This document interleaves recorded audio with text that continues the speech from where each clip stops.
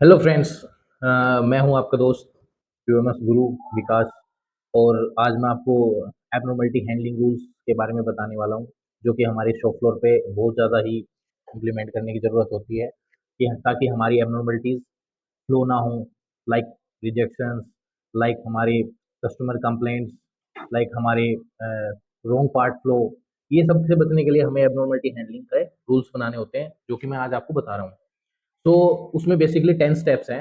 10 steps में मैं आपको बताना चाहूँगा कि मेरे 10 स्टेप्स में कौन-कौन से वो स्टेप्स हैं जो हमें शॉप फ्लोर पे अवॉइड करना चाहिए, ताकि जो कि मेरे एब्नॉर्मलिटीज़ हैं उन पे कंट्रोल किया जा सके। तो सबसे पहला जो स्टेप है वो है नो लूप शेयरिंग।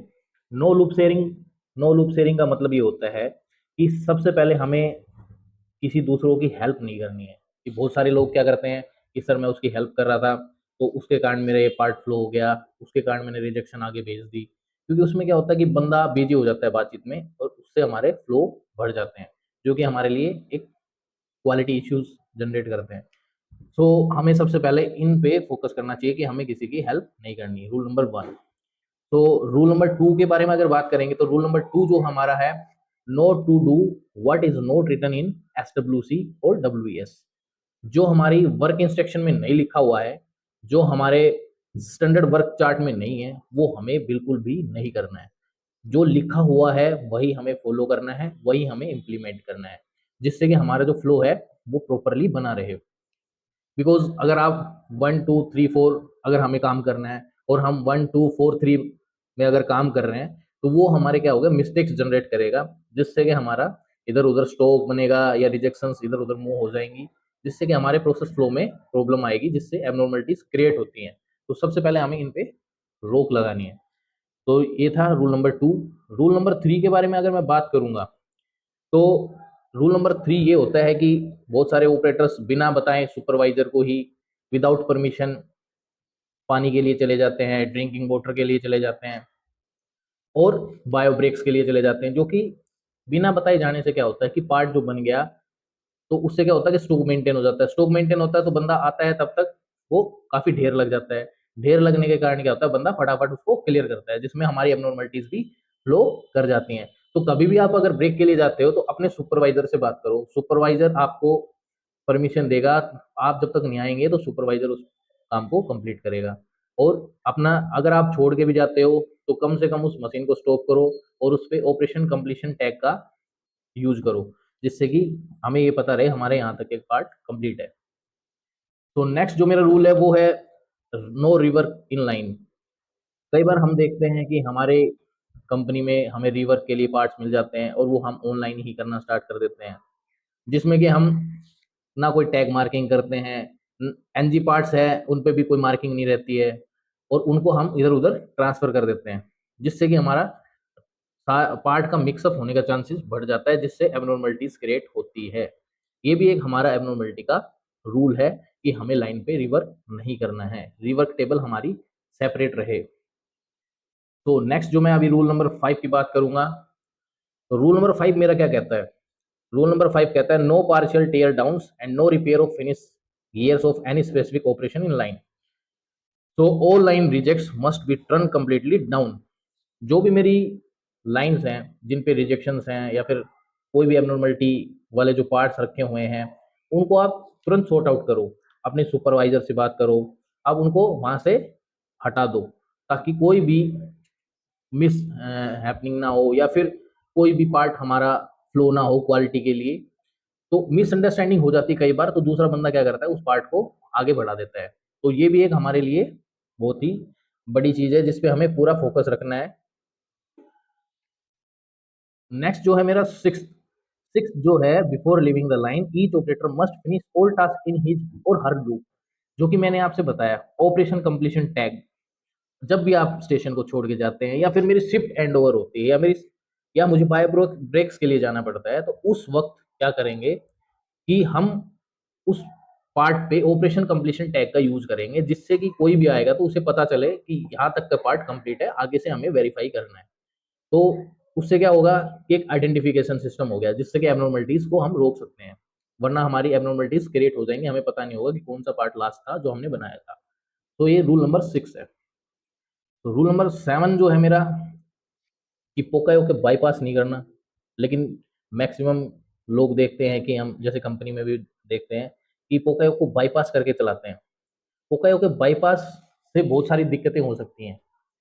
पोकायो के बाईपास से हमारी बहुत सारी मिस्टेक्स हो सकती हैं, जो कि पार्ट में तो चली गई, लेकिन वो एंड यूजर के लिए एक डेथ डेथ तक भी हमारा पोकायो के बाईपास से पॉसिबल है। क्योंकि बहुत सारी कंपनियां हैं, मान लो स्टीयरिंग मैन्युफैक्चरिंग कंपनी है, उसमें एक निडल बेरिंग पार्ट है एग्जाम्पल, वो अगर मिस चला गया, या फिर मेरे हेडलाइट है उसमें कोई ऐसा ऑपरेशन है जिससे मिस चला गया और गाड़ी में किसी कारणवश लैंप ग्लो नहीं हुआ नाइट के टाइम, तो एक्सीडेंट होने के चांसेस है। स्टेयरिंग फेल हो गया तो एक्सीडेंट होने के चांसेस है। ब्रेक फेल हो गया तो एक्सीडेंट होने के चांसेस है। तो कभी भी हमें पोकायो के बाईपास नहीं करने चाहिए। पोकायो के हमें इसलिए लगाए जाते हैं, या तो हम जो हमारी एबनॉर्मलिटीज है उनको प्रिवेंट कर सके या डिटेक्ट कर सके कि हमारा कोई पार्ट मिस तो नहीं है, या फिर कुछ क्लैंपिंग इश्यूज या कोई जो ऑपरेशन वो छूटा हुआ तो नहीं है।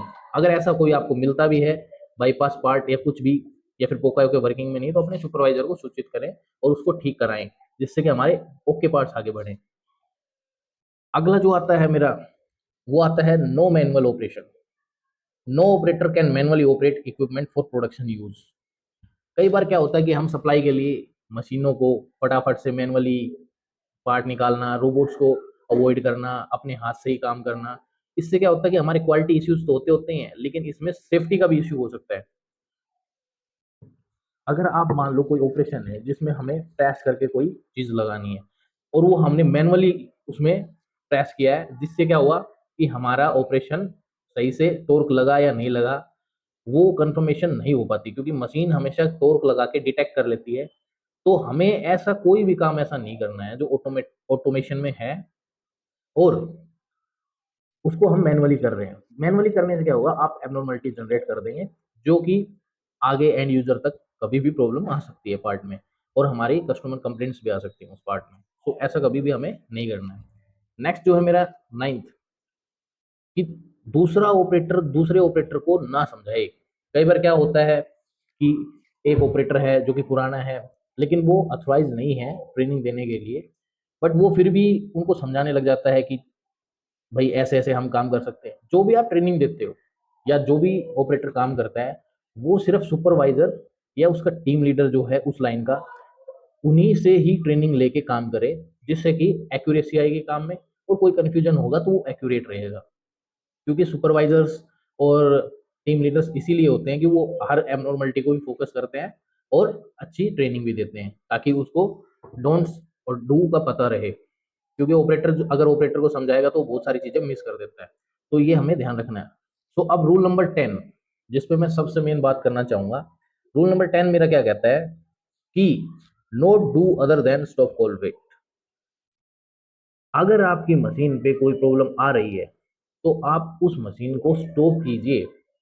अपने आप से कुछ भी मत कीजिए, क्योंकि उसकी अथोराइजेशन जो है, अथोराइजेशन हमेशा सुपरवाइजर या टीम लीडर के पास ही होती है। तो टीम लीडर और सुपरवाइजर उसको हैंडल करेंगे। तो जिसमें हम रूल फॉलो करते हैं stop call wait. Stop call wait का मतलब यही है, अगर कोई एबनॉर्मलिटी आ रही है, आपको समझ में नहीं आ रही है, तो आप उसको स्टॉप करिए। सबसे पहले तो आप उसको रोक दीजिए मशीन को। उसके बाद में आप अपना बर्जर का बटन दबाइए। आप एंड एंड सिस्टम जो लगे रहते हैं हमारे मशीन पे, उसको प्रेस कीजिए। उससे क्या होगा कि सुपरवाइजर के पास इंफॉर्मेशन जाएगी कि हमारी इस नंबर मशीन पे प्रॉब्लम आई हुई है, तो वो आके वहाँ पे अटेंड करेंगे। जब तक सुपरवाइजर और टीम लीडर ना आए, तो तब तक आपको कुछ नहीं करना है, आपको वेट करना है उनके आने का। जब वो आ जाएं और ओके करके सारी मशीन को फिर से स्टार्ट कर दें, फिर आप कंटिन्यू काम कर सकते हो। अपने आप से सेल्फ मशीन को ऑपरेट ना करें। कोई भी कम मशीन मिसबिहेव भी कर सकती है, तो इसलिए अपनी सेफ्टी और क्वालिटी का ध्यान रखते हुए सुपरवाइजर और टीम लीडर का वेट करें। तो ऐसी ही वीडियोस को देखने के लिए मेरे चैनल को सब्सक्राइब करें, शेयर करें